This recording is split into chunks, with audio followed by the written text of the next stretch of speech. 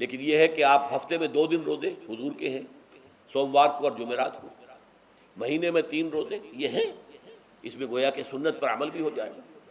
لیکن یہ کہ ہمیشہ روزہ رکھنا، بلکہ یہاں تک کہا گیا ما ساما من سامت دہر، جو ہمیشہ روزہ رکھتا ہے اس نے کوئی روزہ رکھا ہی نہیں۔ کیا مطلب؟ یہ تو اس نے اپنی ہیبٹس بدل لی ہیں، ہیبٹس ہو گئی ہیں یہ کہ سارا دن بھر نہیں کھانا، صبح کھانا شام کو کھانا، بس یہ تو اس نے اپنی ہیبٹ بدل لی ہے، روزہ ہیبٹ بن گیا اس کا۔ ما ساما من سامت دہر، جس نے ہمیشہ روزہ رکھا اس نے کوئی روزہ رکھا ہی نہیں۔ اس لیے کہ روزہ تو در حقیقت اس شخص پر شاخ گزرتا ہے جس کو عادت ہے دن میں کھانا کھانے کی، اس کو دن کے اندر 3 کھانے کھانے کی عادت ہے، تبھی تو وہ شاخ گزرے گا۔ اگر وہ عادت ہی آپ نے بدل لی ہے تو ظاہر بات ہے کہ پھر روزے کی جو برکت ہے وہ تو ظاہر نہیں ہوگی۔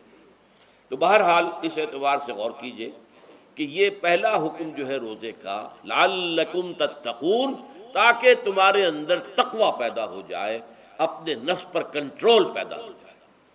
اس کو یوں سمجھیے کہ یہ ایک بڑا منہ زور گھوڑا ہے، ہمارا جو نفس ہے، ہمارا جو جسم ہے، حیوانی نظام، اس پر ہماری خودی یا ہماری انا یا ہماری ایگو یا ہمارا سیلف، یہ اس پر حکمران ہے، اس کا گھوڑے کا سوار ہے۔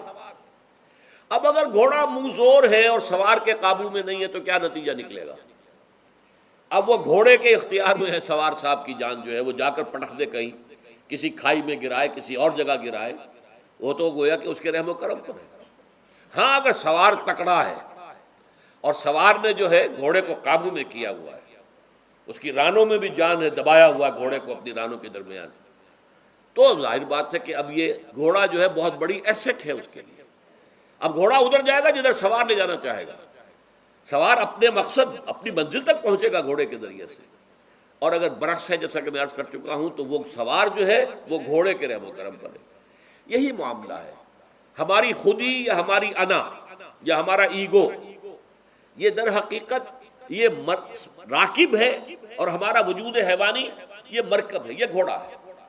اگر ہم قابو یافتہ ہوں اپنے اس گھوڑے کے اوپر تو یہی جسم ہمارے لیے ایک بہت بڑا ایسٹ ہے۔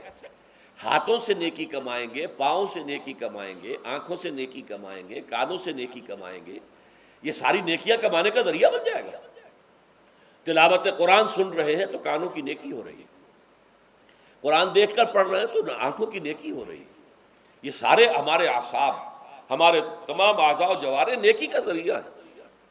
لیکن اگر کہیں یہ ہمارا نفس امارہ، ایڈ اور لیبیڈو ہم پر قابو پا لے تو پھر ہم اس کے رحم و کرم پر ہیں، پھر وہ ہمیں جس کھائی میں چاہے گا گرا دے گا۔ تو اس اعتبار سے روزہ مجرد، ابھی روزے کی بات ہو رہی ہے، وہ روزہ خاص طور پر کہ جس کا حکم پہلے دیا گیا تھا، ایام معدودات، اس کے بارے میں اس کی حکمت، مجرد روزے کی حکمت کیا ہے؟ ضبط نفس۔ اسی ضبط نفس کا دوسرا نام تقویٰ ہے۔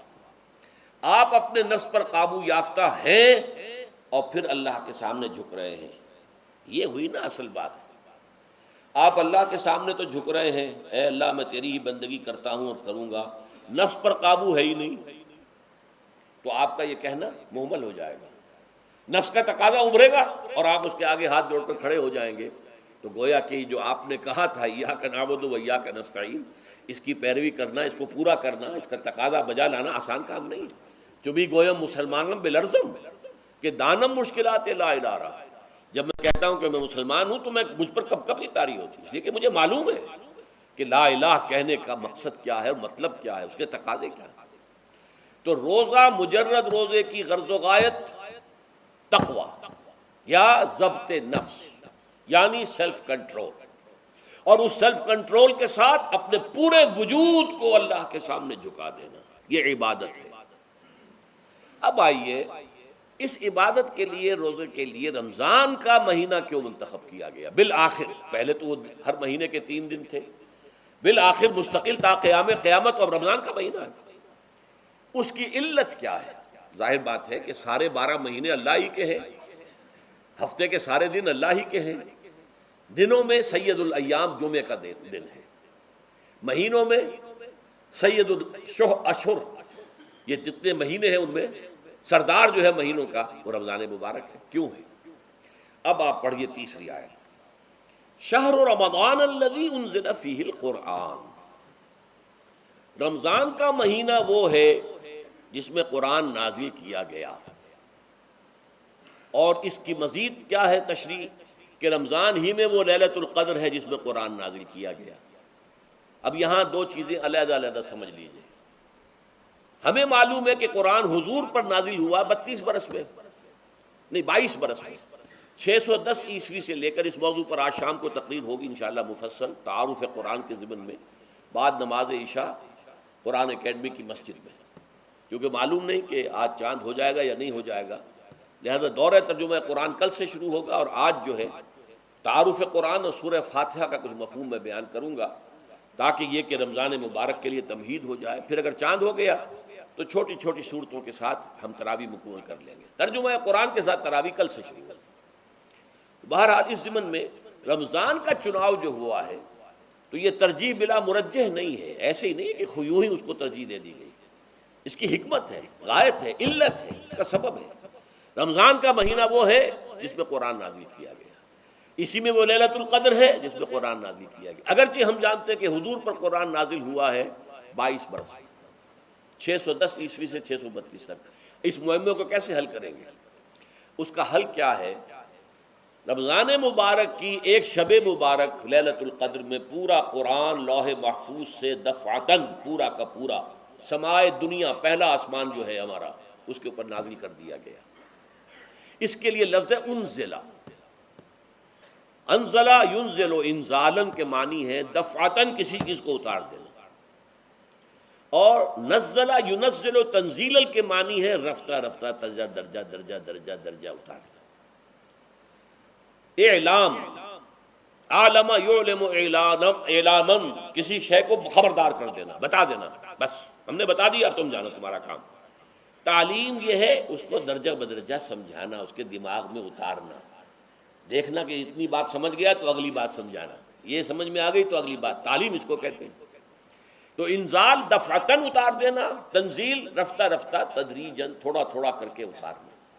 تو حضور پر تنزیل ہوئی ہے، فَإِنَّهُ نَزَّلَهُ عَلَىٰ قَلْبِكَ، جبرائیل نے اس قرآن کو تھوڑا تھوڑا تھوڑا تھوڑا کر کے نزلناہ تنزیلا، رتلناہ ترتیلا، ہم نے تھوڑا تھوڑا کر کے اتارا۔ لیکن لیلۃ القدر میں جو ماہ رمضان مبارک کی شب ہے آخری عشرے کی، اس میں پورا قرآن اتار دیا گیا تھا لوح محفوظ سے سمائے دنیا میں۔ شہر رمضان الذی انزل فیہ القرآن ھدی للناس وبینات من الہدی والفرقان۔ یہ قرآن کیا ہے، کیا بنا کر نازل کیا گیا؟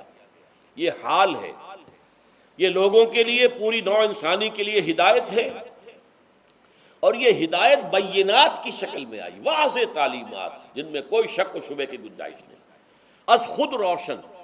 بینہ اسے کہتے ہیں وہ شے جو از خود روشن ہو، جس کو ہم کہتے ہیں کہ آفتاب آمد، دلیل آفتاب، جب سورج طلوع ہو گیا تو اپنے وجود پر وہ خود دلیل ہے، اسے کسی اور دلیل سے ثابت کرنے کی ضرورت نہیں ہے، از خود واضح۔ تو بینات من الہدی، جو قرآن کی بنیادی ہدایت ہے وہ بینات پر مشتمل ہے، واضح چیز ہے، جو انسان کے لیے، اس کی فطرت کے لیے جانی پہچانی چیزیں ہیں۔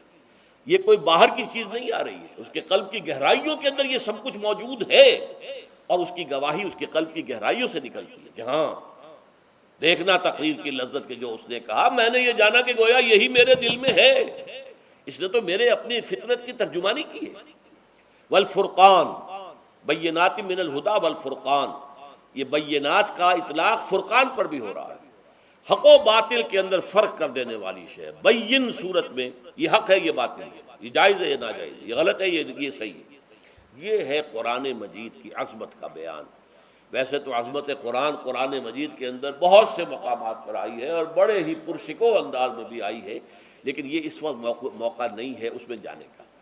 یہاں جو قرآن کا تعارف کرایا گیا، ھدی للناس وبینات من الہدی والفرقان، اور یہ رمضان میں نازل کیا گیا، لہٰذا رمضان کا مہینہ جو ہے اس عبادت کے لیے خاص اور مختص کر لیا گیا۔